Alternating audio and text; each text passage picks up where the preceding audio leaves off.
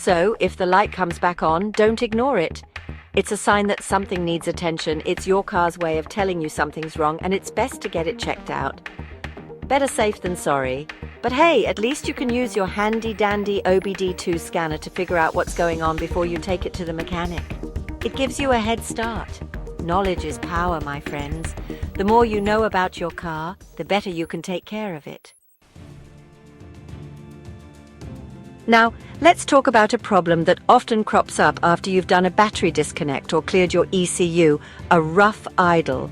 You know the feeling, your car's shaking and shuddering like it's about to stall out at every stoplight.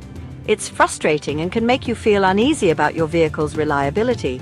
Not a good look, right? It can be embarrassing and worrisome, especially if you're not sure what's causing it. Well, fear not, because a throttle body reset might be just what the doctor ordered. This simple procedure can often resolve the issue without needing a trip to the mechanic. You see, your throttle body controls the amount of air that flows into your engine. It's a crucial component for maintaining a smooth, idle, and overall engine performance. When you press down on the gas pedal, it opens up to let more air in, and when you let go, it closes to reduce the airflow. This balance is essential for your engine's operation, but sometimes after a reset, the throttle body can get a little confused about its position, which can lead to that annoying rough idle.